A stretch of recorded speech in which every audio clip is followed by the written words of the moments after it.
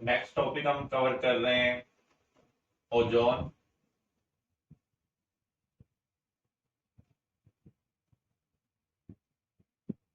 Pale blue gas with pungent smell.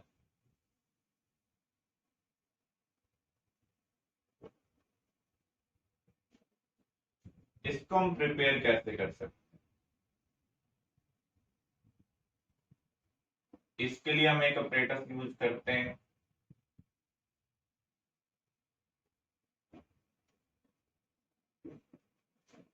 Simmons ozoniser.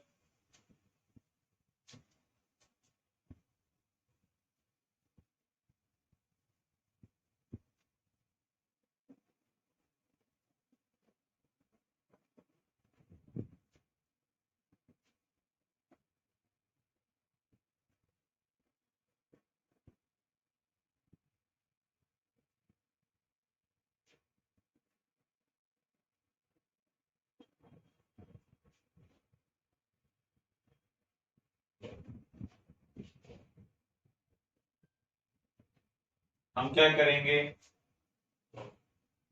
Cold O2 पास करेंगे और उसमें से साइलेंट इलेक्ट्रिक डिस्चार्ज पास करेंगे। साइलेंट इलेक्ट्रिक डिस्चार्ज का मीनिंग क्या है? जिसमें स्पार्क ना हो।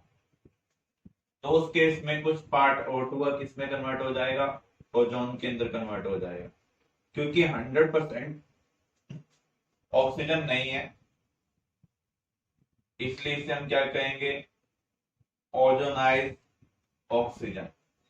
तो हम कोल्ड O2 को इस सेपरेटर्स में से पास कर रहे हैं और साइलेंट इलेक्ट्रिक डिस्चार्ज पास कर रहे हैं with the help of electrode. तो कुछ पार्ट O2 का ओजोन में कन्वर्ट हो जाएगा। तो यहाँ पर जो आउटलेट से हमें गैस मिल रही है वो क्या है? ओजोनाइज ऑक्सीजन। इसका हम क्या करेंगे? फ्रैक्शनल डिस्टिलेशन करेंगे, जिससे हम ओजोन और O2 को सेपरेट कर सकते हैं। जब आप O3 में से साइलेंट इलेक्ट्रिक डिस्चार्ज पास करते हैं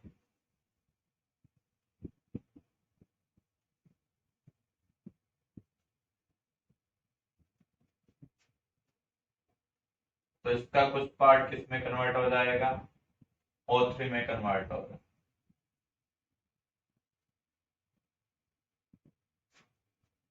तो यहाँ पर ये जो प्रोसेस है ये क्या है? एंडोथर्मिक। अगर आप ध्यान से देखें, गैस के 3 मोल से कितने हो रहे हैं? 2 मोल। तो यहाँ पर जो एंट्रोपी चेंज है वो क्या है? नेगेटिव है। तो आपसे क्वेश्चन पूछा जा सकता है, ozone is thermodynamically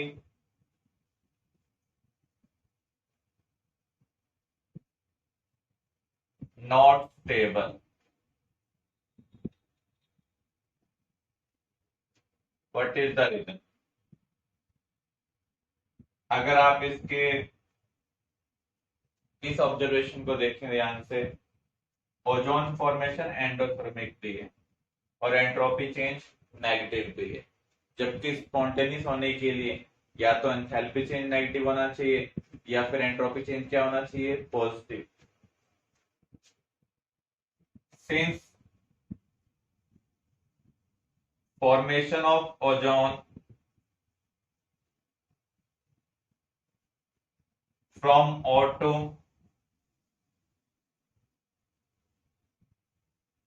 required energy and entropy of process also decreases, so ozone is thermodynamically not stable.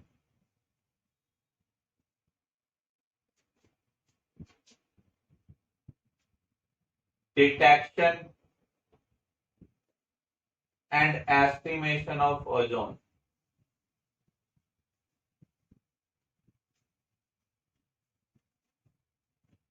इसका क्या मीनिंग है? आपके पास एक बोतल है, उसके अंदर ओजोन प्रेजेंट है या नहीं है, ये हमें डिटेक्ट करना है। तो हम क्या करेंगे, गिवन गैस को पोटाशियम आयोडाइड सॉल्यूशन में से पास करेंगे। अगर ये गैस ओजोन हुई तो ये आई नेगेटिव को I2 में कन्वर्ट कर देगी। यहां पर हम स्टार्च को इंडिकेटर ले रहे हैं, यहां पर हम किसको इंडिकेटर ले रहे हैं, स्टार्च को। तो जैसे ही सॉल्यूशन का कलर ब्लू होगा हमें पता चल जाएगा वहां पर आयोडीन की फॉर्मेशन हो रही है। ओजोन आई नेगेटिव को I2 में कन्वर्ट कर सकती है, इससे हम कंफर्म कर सकते हैं वहां पर ओजोन गैस प्रेजेंट है या नहीं है। अब हम एस्टिमेशन कैसे करेंगे, जो आपको सैंपल दिया हुआ है ओजोन का, उसके अंदर ऑक्सीजन भी प्रेजेंट हो सकती है, कितना परसेंट ओजोन है वो हमें अगर कैलकुलेट करना है तो यहां पर हम इसको एक्सेस पोटेशियम आयोडाइड के साथ ट्रीट करते हैं। तो जितनी भी ओजोन प्रेजेंट होगी वो मैक्सिमम आई नेगेटिव को I2 में कन्वर्ट कर देगी, जो अपनी तरफ से कर सकती है। तो I2 को हम कलेक्ट कर लेंगे, इसके जो प्रेसिपिटेट है उसको हम ट्रीट करेंगे हाइपो के साथ। Hypo standard solution, sodium thiosulphate standard solution. Standard solution का मीनिंग क्या है, जिसकी कॉन्सेंट्रेशन के बारे में हमें पता। जैसे ही ब्लू कलर डिसअपियर होगा, क्योंकि आयोडीन जब स्टार्च की प्रेजेंस में होता है तो ब्लू कलरेशन शो करता है, जैसे आयोडीन कंज्यूम हो जाएगा तो सॉल्यूशन का कलर चेंज हो जाएगा।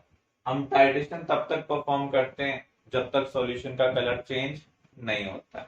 तो जैसे ही कलर चेंज होगा हम रिएक्शन को स्टॉप कर देंगे।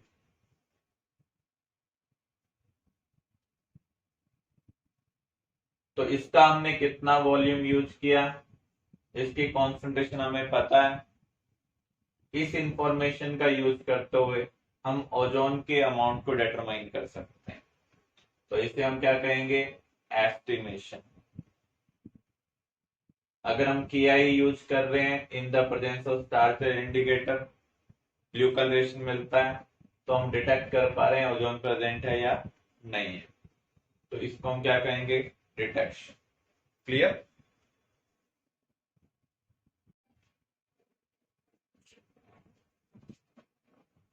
Chemical properties of ozone.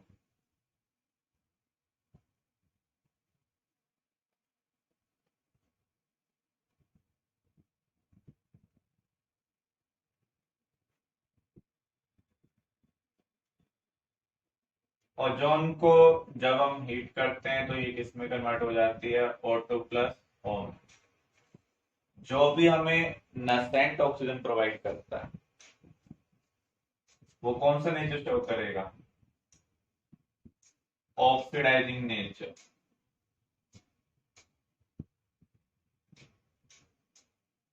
और ये ब्लीचिंग एक्शन भी शो कर सकता है। ब्लीचिंग एक्शन दो टाइप के होते हैं, टेम्परेरी एंड परमानेंट। जो ऑक्सीडेशन की वजह से होगा वो क्या होगा, परमानेंट ब्लीचिंग एक्शन होगा, और जो रिडक्शन के थ्रू होगा वो टेम्परेरी ब्लीचिंग एक्शन होगा। तो यहाँ पर जो ओजोन है वो क्या है, परमानेंट ब्लीचिंग एजेंट है, क्योंकि ये ऑक्सीजन प्रोवाइड कर कर कलर्ड मैटर को इसमें कन्वर्ट करेगा, कलरलेस मैटर में कन्वर्ट करेगा, इसलिए इसका जो ब्लीचिंग एक्शन है वो क्या है, परमानेंट है, इसलिए हम इसे परमानेंट ब्लीचिंग एजेंट भी कह सकते हैं। तो ये ऑक्सीडाइजिंग नेचर शो कर रहा है। जो मेटल सल्फाइड होंगे उनको ये किस में कन्वर्ट करता है, सल्फेट में। H2S सल्फर,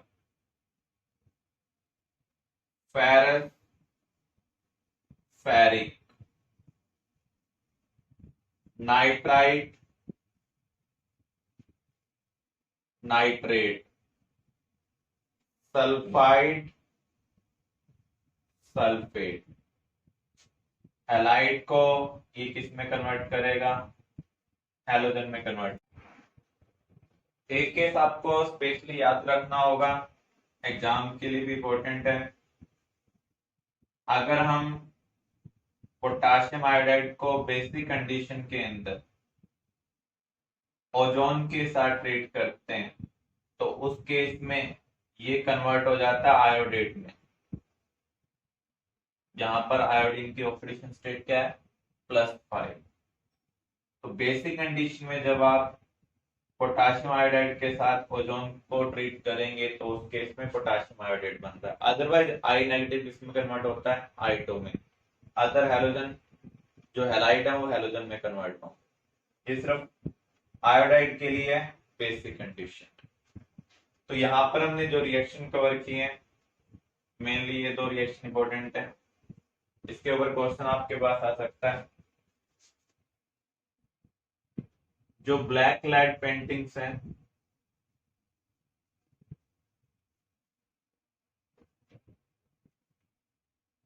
उनको व्हाइट में कन्वर्ट करने के लिए हम ओजोन का यूज करते हैं। उसका रीजन क्या? एक्चुअल में लाइट पेंटिंग्स व्हाइट कलर की होती है।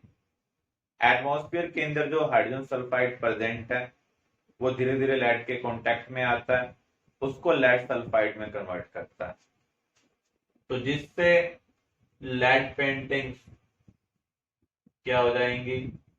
ब्लैक हो जाएंगी।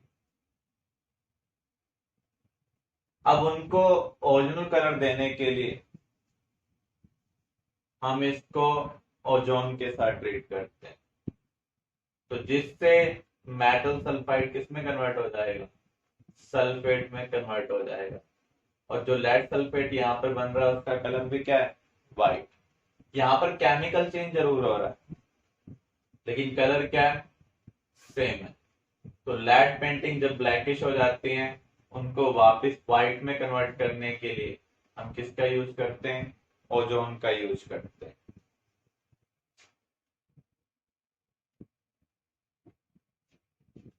Telling of mercury. मर्करी को हम थर्मोमीटर के अंदर यूज करते हैं। वो ग्लास सरफेस का स्टिक नहीं होता, लेकिन अगर वो मर्करी ओजोन के कांटेक्ट में आ जाए तो उस केस में ग्लास सरफेस के साथ वो स्टिक होना स्टार्ट हो जाता है, उसकी टेल बनना स्टार्ट हो जाती है। इस ऑब्जर्वेशन को हम क्या बोलते हैं? Telling of mercury. तो जब मर्करी ओजोन के कांटेक्ट में आएगा मर्क्यूरिक ऑक्साइड बनेगा, so mercury stick to surface. This is called tailing of mercury.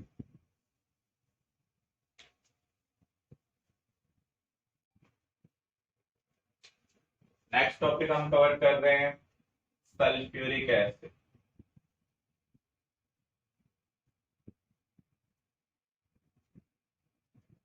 Oil of vitriol और king of chemicals.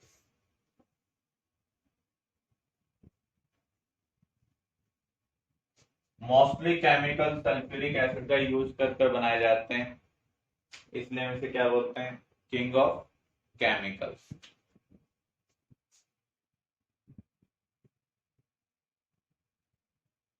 Prepared by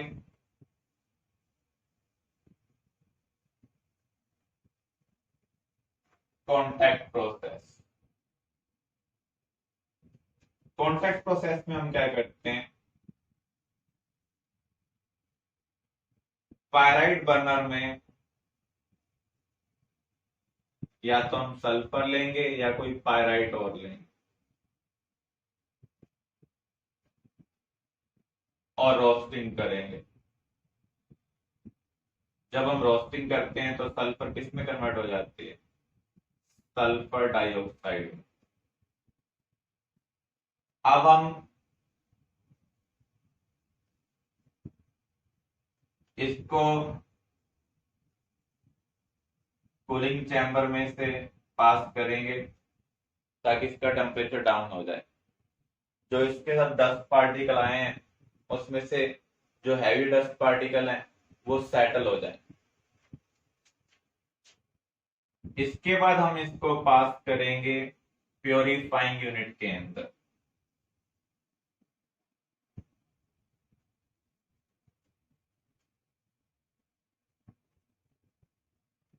purifying unit के अंदर सबसे पहले हम यूज कर रहे हैं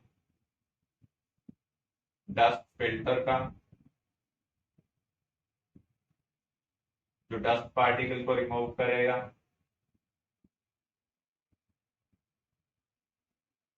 उसके बाद हम स्क्रबर का यूज कर रहे हैं। स्क्रबर में हम ऊपर से वाटर का स्प्रे करते हैं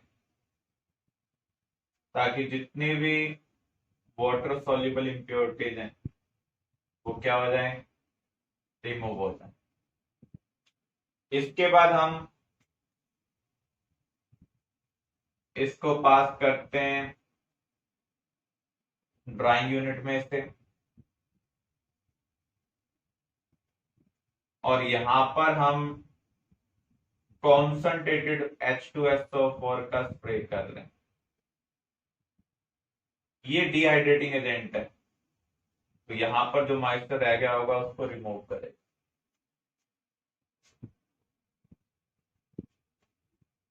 इसके बाद हम पास करते हैं आर्सेनिक प्योरीफायर में से। इसके अंदर हम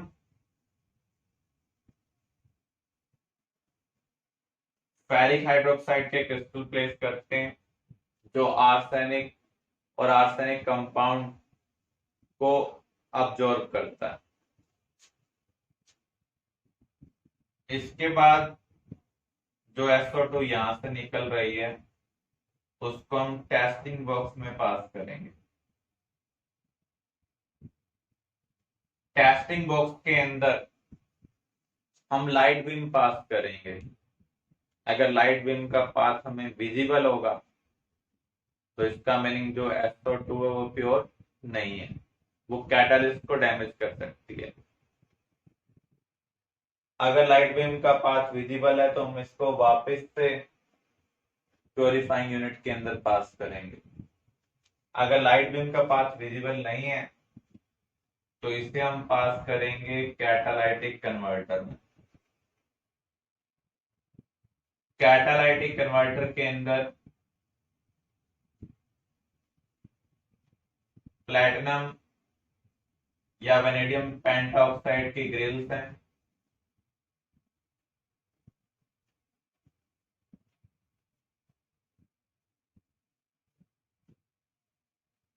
जिनको हम इलेक्ट्रिकली एक बार हीट कर रहे हैं। SO2 एंड O2, इसको जब हम कैटालाइटिकली हीट करते हैं तो ये किस में कन्वर्ट हो जाएगा, SO3।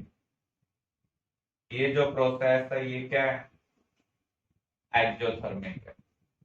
ली चैटलियर प्रिंसिपल के अकॉर्डिंग सूटेबल कंडीशन आपसे पूछी जा सकती है। लो टेम्परेचर, हाई प्रेशर, क्या चीज इसको फेवर करेगी। अगर हम ली चैटलियर प्रिंसिपल को कंसिडर करें तो उस केस में जितने ज्यादा आप रिएक्टेंट की कॉन्सेंट्रेशन लेंगे उतने ज्यादा प्रोडक्ट बनने के चांसेस होंगे। क्योंकि प्रोसेस एक्सोथर्मिक है तो low temperature favour formation of SO3। Pressure अगर हम हाई लेते हैं तो उस केस में रिएक्शन किधर शिफ्ट होती है, जिस तरफ less number of gases moles हो। आप देख सकते हैं यहाँ पर 3/2 गैसेस मोल्स हैं और यहाँ पर कितने हैं, 1। तो high pressure, low temperature, high concentration of reactants favour the formation of SO3। Catalyst का अगर हम यूज करते हैं तो प्रोसेस क्या हो जाएगा, फास्ट हो जाएगा। अब हम इसके बाद इसको पास कर रहे हैं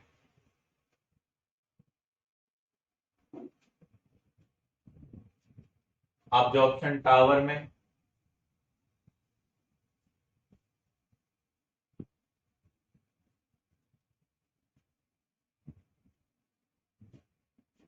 ऑब्जॉर्प्शन टावर में हम कॉन्सेंट्रेटेड H2SO4 का स्प्रे कर रहे हैं।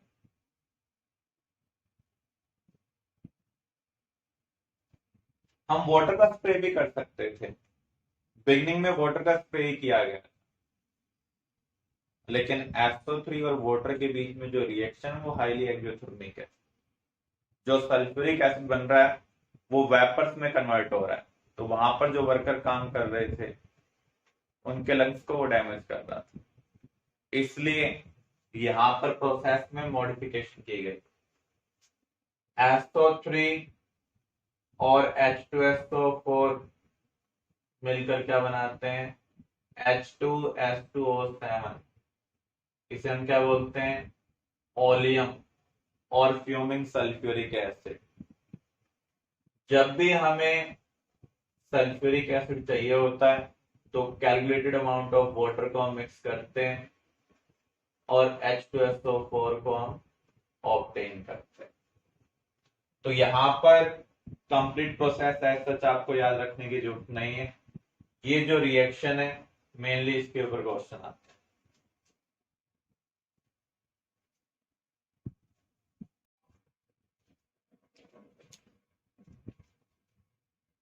Physical and chemical properties.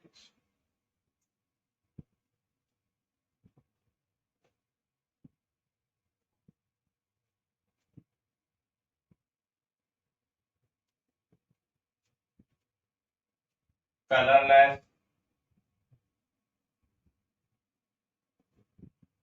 Semi liquid. Chemical properties को अगर हम कंसिडर करें तो ये एसिडिक नेचर भी शो करता है, ऑक्सीडाइजिंग नेचर भी, and dehydrating nature.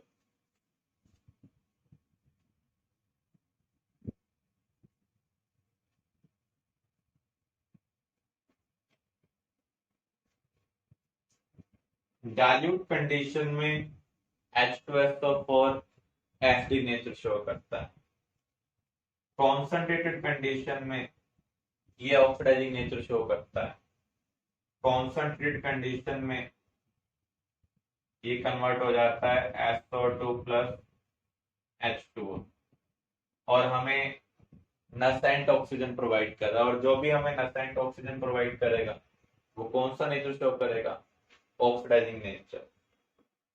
Concentrated condition में ये वाटर का रिमूवल कर सकता है फ्रॉम ऑर्गेनिक कंपाउंड, या गैस में से मॉइस्चर को रिमूव कर सकता है, तो वहां पर ये कौन सा नेचर शो कर रहा है, डिहाइड्रेटिंग। डी का मीनिंग क्या होता है, रिमूवल। तो जब आप मेटल को डाइल्यूट एसिड के साथ ट्रीट करेंगे तो आपको मिलेगा मेटल सल्फेट, साथ में हाइड्रोजन गैस इवॉल्व होगी। लेकिन ये तभी होगा जब मेटल क्या हो, एक्टिव हो।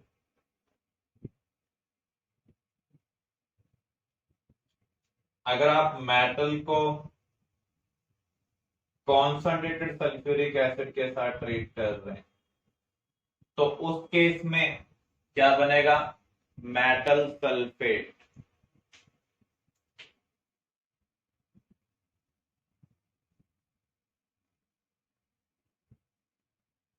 साथ में SO2 प्लस वाटर। यहां पर चाहे मेटल एक्टिव है या फिर इनएक्टिव, दोनों ही रिएक्ट करेंगे। यहां पर ये अपना ऑक्सीडाइजिंग नेचर शो कर रहा है, मेटल को ऑक्सीडाइज कर रहा है। अगर आप साल्ट को सल्फ्यूरिक एसिड के साथ ट्रीट करते हैं तो उस केस में आप कह सकते हैं sulphuric acid displace more volatile acid.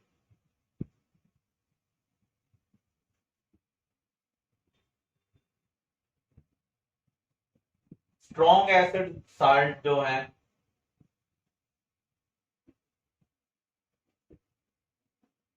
उनको हमें कॉन्संट्रेटेड H2SO4 के साथ ट्रीट करना पड़ेगा। वीक एसिड साल्ट को हमें डाइल्यूट H2SO4 के साथ ट्रीट करना पड़ेगा। तो ये बेसिक डिफरेंस है। आपके पास बाइकार्बोनेट है, कार्बोनेट है, ऑक्जालेट है। कार्बन वाले एसिड क्या होते हैं? वीक एसिड होते हैं।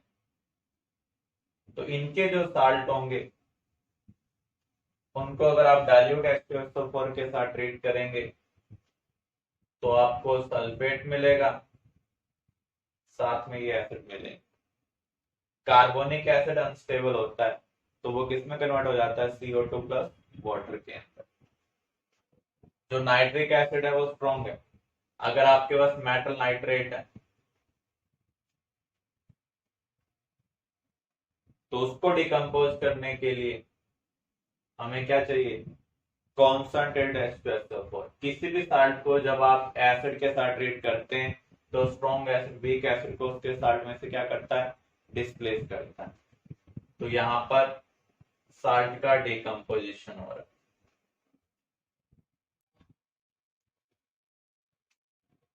अगर हम कैल्शियम क्लोराइड को H2SO4 के साथ ट्रीट करें तो हमें कौन सा लेना पड़ेगा? डाइल्यूट या कॉन्संट्रेटेड? ये साल्ट है स्ट्रॉन्ग एसिड स्ट्रॉन्ग बेस का, तो इसको डिकम्पोज करने के लिए हमें कॉन्संट्रेटेड सल्फ्यूरिक एसिड लेना पड़ेगा। तो यहां पर हमें मिलेगा calcium sulphate H। Calcium bromide जब आप इसे कॉन्संट्रेटेड H2SO4 के साथ ट्रीट कर रहे हैं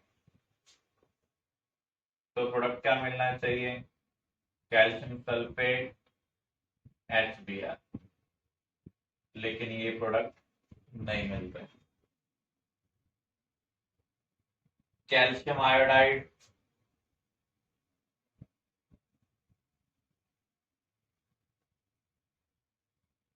यहां पर हम एक्सपेक्ट कर रहे हैं कि हमें ये मिलना चाहिए। ये प्रोडक्ट भी हमें यहां पर नहीं मिलता। इसका क्या रीजन है? एक्चुअल में जो हम यहां पर HBr और HI देख रहे हैं ये क्या है? Strong reducing agent. ये क्या है? Strong reducing agent. और कॉन्संट्रेटेड H2SO4 क्या है? Oxidising agent. तो ये फर्दर आपस में रिएक्ट करेंगे। जब भी कॉन्संट्रेटेड H2SO4 ऑक्सीडाइजिंग एजेंट का काम करेगा तो ये किस में कन्वर्ट हो जाएगा? SO2 प्लस वाटर के अंदर। तो फाइनल प्रोडक्ट हमें क्या मिल रहा है? कैल्शियम सल्फेट प्लस Br2, क्योंकि HBr जब रिड्यूसिंग एजेंट का काम करेगा तो ये अपनी हाइड्रोजन प्रोवाइड करेगा। किसमें कन्वर्ट हो जाएगा? Br2। H2SO4 किसमें कन्वर्ट हो रहा है? SO2 प्लस वाटर में। सिमिलर वे में यहां पर भी। तो ये दो केस हैं जो आपको ध्यान रखने हैं जहां पर आप मिस्टेक कर सकते हैं। कैल्शियम ब्रोमाइड और कैल्शियम आयोडाइड या कोई भी आयोडाइड या ब्रोमाइड साल्ट है आपके पास, उसको आपने कॉन्संट्रेटेड सल्फ्यूरिक एसिड के साथ ट्रीटमेंट किया तो आप एक्सपेक्ट कर रहे हैं कि आपको HBr और HI मिलना चाहिए। मिल भी रहा है लेकिन ये रिएक्शन में फर्दर रिएक्ट कर रहा है और फाइनली आपको क्या मिल रहा है? HBr की जगह Br2, HI की जगह I2। तो यहाँ पर इसका रीजन क्या है? HBr और HI क्या है? स्ट्रॉन्ग रिड्यूसिंग एजेंट है which react with oxidising agent. और यहां पर ऑक्सीडाइजिंग एजेंट क्या है? Concentrated H2SO4।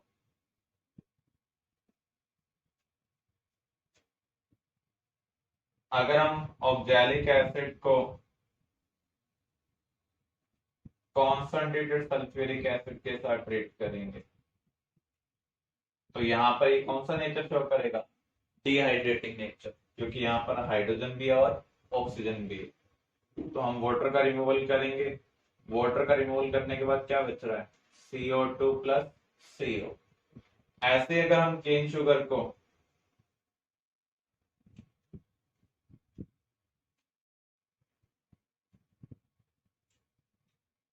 कॉन्सन्ट्रेटेड H2SO4 के साथ ट्रीट करें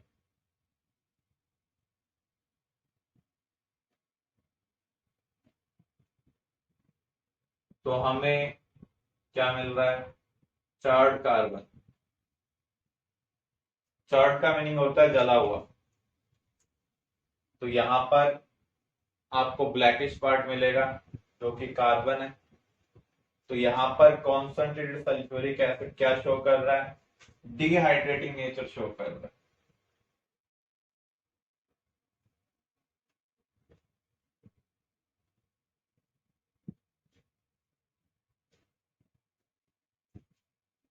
एसिडिक नेचर हम कैसे कंफर्म कर सकते हैं, एक तो लिटमस टेस्ट के थ्रू। ये ब्लू लिटमस को किस में कन्वर्ट कर रहा है, रेड लिटमस में कन्वर्ट कर रहा है। दूसरा, जब आप किसी एक्टिव मेटल को डाइल्यूट सल्फ्यूरिक एसिड के साथ ट्रीट करते हैं तो हाइड्रोजन गैस इवॉल्व हो रही है। और आपको पता है एक्टिव मेटल एसिड में से क्या करते हैं, हाइड्रोजन को डिस्प्लेस करते हैं।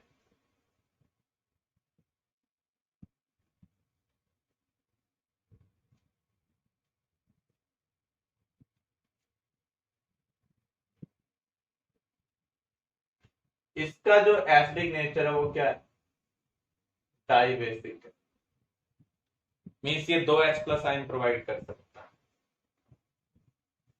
अगर हम सल्फ्यूरिक एसिड को कंसिडर करें, फर्स्ट स्टेप में ये 1H+ आयन देगा।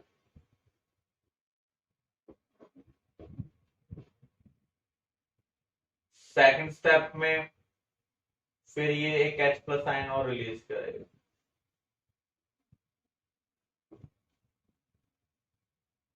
तो यहां पर ये प्रोसेस रिवर्सिबल है क्योंकि पॉजिटिव नेगेटिव आयन कंबाइन होकर वापस इसमें कन्वर्ट हो सकते हैं। जब भी प्रोसेस रिवर्सिबल होते हैं तो डिसोसिएशन कांस्टेंट या इक्विलिब्रियम कांस्टेंट को हम कंसीडर करते हैं। तो एसिड के लिए ये फर्स्ट स्टेप डिसोसिएशन कांस्टेंट है, ये क्या है, सेकंड स्टेप डिसोसिएशन कांस्टेंट है। किसकी वैल्यू ज्यादा होगी, आपको ध्यान रखना है फर्स्ट स्टेप डिसोसिएशन कांस्टेंट की value second step dissociation constant से बहुत ज्यादा होगी। इसका रीजन क्या है, न्यूट्रल से H+ आयन रिमूव करना आसान है, नेगेटिव से H+ आयन रिमूव करना क्या है, डिफिकल्ट है। तो जितना इजिली H+ आयन रिलीज होंगे उतना ज्यादा रिएक्शन फॉरवर्ड में शिफ्ट होगी, उतना ज्यादा इक्विलिब्रियम कांस्टेंट होगा। इसलिए Ka2 की वैल्यू Ka1 के कंपैरिजन में क्या है, बहुत कम है। क्लियर।